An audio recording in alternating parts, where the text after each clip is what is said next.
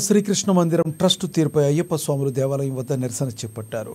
ఈ నిరసన కార్యక్రమంలో పెద్ద సంఖ్యలో అయ్యప్ప స్వాములు పాల్గొన్నారు. ఈ సందర్భంగా గురుస్వాములు మాట్లాడుతూ దేవాలయంలో భక్తులకు కనీస సౌకర్యాలు కల్పించడంలో ట్రస్ట్ బోర్డు తీవ్రంగా విఫలమైందన్నారు.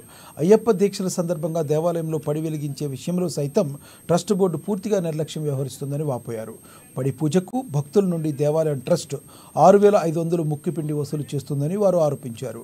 పడి పూజ బుక్ కాని సందర్భంలో ట్రస్ట్ వాళ్ళు కార్యక్రమాన్ని నిర్వహించాలి ఉండగా ఆ దిశగా చర్యలు తీసుకోకుండా నిర్లక్ష్యంగా వ్యవహరిస్తున్నారని గురుస్వాములు ఆరోపించారు.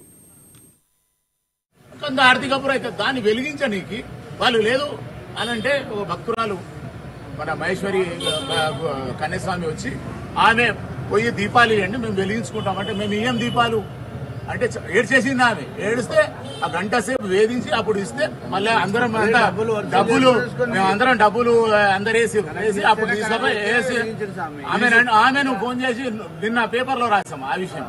సామి ఉంటాడు 5,000 4,000 చేసుకుందాని వచ్చిన సామి కూడా 10,000 15,000 రూపాయలు వసూలు చేయడం జరుగుతుంది. అలా కాకుండా ఏంటంటే ఇప్పుడు మేము పడి పూజ లేని రోజు మాత్రం ట్రస్ట్ నిర్వహించాలి కంపల్సరీ. ఇప్పుడు నేను మాట్లాడాను, ఫోన్లో మాట్లాడాను చైర్మన్ తోటి. అని ఏమంటుండంటే మీరు అయ్యప్ప స్వాములు ఉన్నారు కదా స్వామి మీరే విద్యార్థులు